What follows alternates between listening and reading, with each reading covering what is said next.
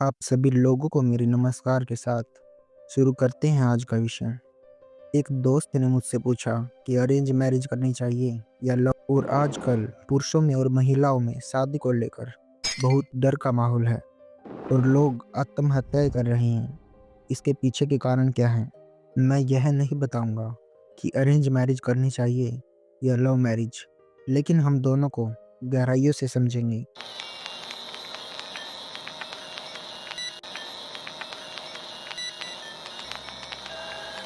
Arrange marriage क्या है? एक लड़के को या लड़की को जिनकी उम्र हो गई है 21-22 साल या 25 साल, उनके लिए उनके घर वाले पति या पत्नी चुन देते हैं कि अब से तुम्हारा पति या पत्नी ये है। इसमें देखा जाता है कि लड़का कमाता कितना है, गुजारा हो जाएगा या नहीं, जाति कौन सी है, धर्म कौन सा है, कहाँ रहता है और क्या करता है। भारत में शादी एक ही वजह से होती है कि उम्र हो गई है शादी की। एक बार शादी की उम्र हो जाए फिर कोई फर्क नहीं पड़ता कि आपको पता भी है शादी क्या है या नहीं पता, फिर बस आपकी शादी करवानी होती है। सोचो कि आपको बोला जाए कि कल से एक आदमी तुम्हारे जीवन में आ जाएगा और तुमसे चिपक कर सोएगा, तुम्हारी हर वस्तु पर उसका अधिकार होगा और तुम उसको कुछ नहीं बोल सकते। हर वस्तु पर वो अपना अधिकार जताएगा और तुम पर भी उसका पूरा अधिकार होगा। जब उसको फैसला लेने का मौका ही नहीं दिया गया तो वह सही और गलत फैसलों के बारे में क्या समझेगा, क्या जानेगा। उसके अंदर चेतना और समझ विकसित ही नहीं हो पाती। उम्र में वह बड़ा हो जाता है लेकिन चेतना और समझ वैसी की वैसी। एक ऐसा व्यक्ति जिसको तुम अच्छे से जानते तक नहीं, वो तुम्हारे जीवन में आएगा तो आप कैसे उसकी जिम्मेदारियां उठाएंगे, यह सबसे बड़ा सवाल है। अब बात करते हैं आगे कि क्या हो सकता है। आज के समय में ज़्यादातर लोगों के साथ ऐसा होता है कि जब वह बच्चे होते हैं, उनके माता-पिता चुनते हैं कि कौन से स्कूल में बच्चा पढ़ेगा। थोड़ा बड़ा होने के बाद माता-पिता चुनते हैं कि कौन से विषय का बच्चे को ट्यूशन लगवाना है। थोड़ा और बड़ा होने के बाद माता-पिता चुनते हैं कि कौन सी साइड में बच्चा आगे बढ़ेगा या कौन सा कोर्स लेगा। उसके बाद वो चुनते हैं कि शादी कब करवानी है और किसके साथ करवानी है। अगर हम गहराई से देखें तो यही वह वजह है जिसकी वजह से सबके अंदर डर है। लड़कियों के अंदर डर है, लड़कों के अंदर भी डर है, माता पिता के अंदर भी डर है। अब बात करते हैं कि क्या डर है। यह सारा डर शुरू होता है माता पिता से। उनको डर होता है कि हमारा बच्चा बिगड़ ना जाए या फिर वह दूसरों से पीछे न रह जाए, बच्चा गलत रास्ते पर न चला जाए। उन सब बात से बचाने के लिए माता पिता उसके सारे फैसले खुद लेने लग जाते हैं। यहाँ तक कि वह किन बच्चों के साथ बैठेगा, किनके साथ खेलेगा, यह भी माता पिता बताते हैं। उससे बच्चा कभी खुद के फैसले पर भरोसा नहीं कर पाता। वह करता रहता है जैसा उसके माता पिता बोलते हैं। अब उसको फैसला लेने का मौका ही नहीं दिया गया तो वह सही और गलत फैसलों के बारे में क्या समझेगा, क्या जानेगा। उसके अंदर चेतना और समझ विकसित ही नहीं हो पाती। उम्र में वह बड़ा हो जाता है लेकिन चेतना और समझ वैसी की वैसी। उम्र बढ़ने पर उसके अंदर जब हार्मोन्स की क्रियाएं होती हैं तो वह उसके ऊपर हावी हो जाती हैं और वह सही और गलत का फैसला ही नहीं कर पाता। जब माता पिता उसकी शादी करवा देते हैं तो वह उम्र में तो बड़ा हो चुका है लेकिन अंदर से उतना बड़ा नहीं हुआ जितना एक अपने से अलग आदमी की जिम्मेदारियां उठाने के लिए होना चाहिए।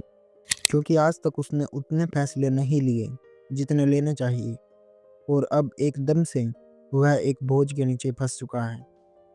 अब उसको फैसले लेने पड़ेंगे और अब गलती करने का कोई मौका नहीं है। अब गलत फैसला लिया तो रिश्ता खराब हो जाएगा, रिश्ता खत्म हो जाएगा। पति या पत्नी दोनों में से एक भी ऐसे तरीके से बड़ा हुआ होगा तो संभावनाएं बढ़ जाएंगी गलत फैसला लेने की, क्योंकि वह अंदर से नहीं जानते कि वह कितने बड़े रिश्ते में है। उसके बाद तलाक, बदला, माँ बाप से अलग होना या सास बहू की लड़ाइयाँ ज़्यादा देखने को मिलेंगी, क्योंकि शादी के बाद गलत फैसला आप नहीं ले सकते और उससे पहले आपको फैसला लेने का मौका ही नहीं दिया गया। माता पिता ने बिल्कुल चिपका कर रखा, तुमको कुछ गलत फैसला करने ही नहीं दिया।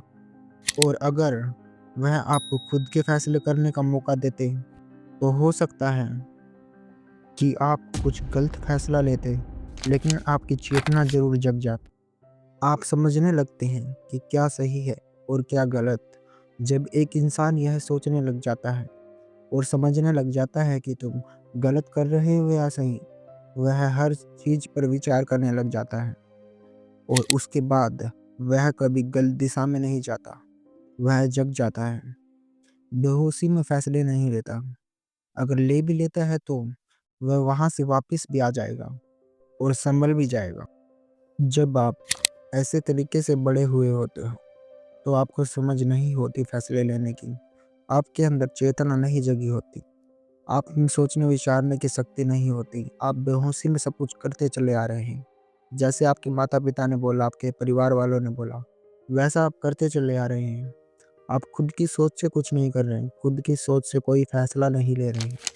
आपके विचार उस लेवल के नहीं हुए हैं। आप किसी भी वस्तु के ऊपर सोच विचार नहीं कर रहे और आपके हाथों में इतनी बड़ी ज़िम्मेदारी है, शादी जैसी, तो आप कैसे सही फैसले ले सकते हैं? अब हम बात करते हैं लव मैरिज की, जिसका हमारे देश में बहुत विरोध होता है। इसके कई कारण हैं। अगर हम हमारे धर्मों को देखते हैं, तो पता चलता है कि ज़्यादातर प्रेम पर आधारित है। लेकिन फिर भी प्रेम को हमारे यहाँ सही कारण है।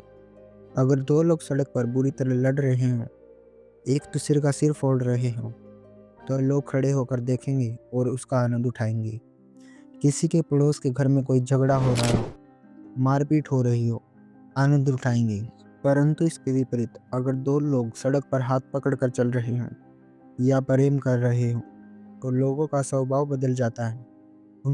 उनको हटाने के लिए लोगों में ताकत आ जाती है। बोलते हैं कि यह समाज पर गलत असर डाल रहे हैं। लेकिन अगर बहुत सारे लोग लड़ रहे हों, तो वह गलत असर नहीं डाल रहे होते। खुद को बड़े पद पर, दूसरों से आगे, सबसे अच्छा दिखाने के लिए लोगों में लड़ाई होती है।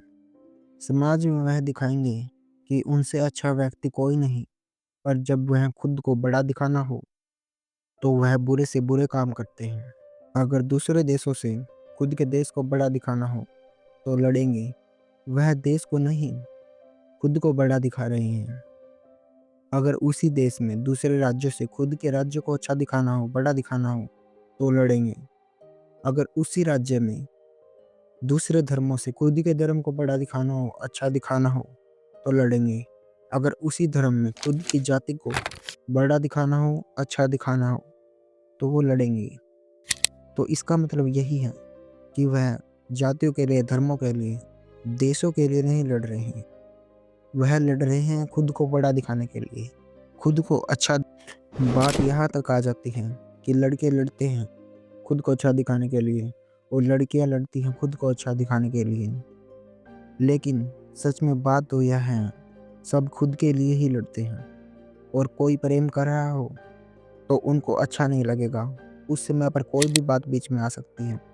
वह दूसरे धर्म का है, दूसरी जाति का है, या हमारे कायदे का नहीं है, या हमारे लेवल का नहीं है। कोई भी बात वहाँ पर आ सकती है। यह विषय बहुत बड़ा है, थोड़ी सी बातचीत से ख़त्म नहीं होगा। बाकी आप सभी की सोच विचार, अपनी धारणाएं नीचे कमेंट में बता सकते हैं, जिससे मैं भी समझ पाऊँ कि क्या सही है और क्या गलत है, और आप भी समझ पाएँ क्या सही है और क्या गलत है।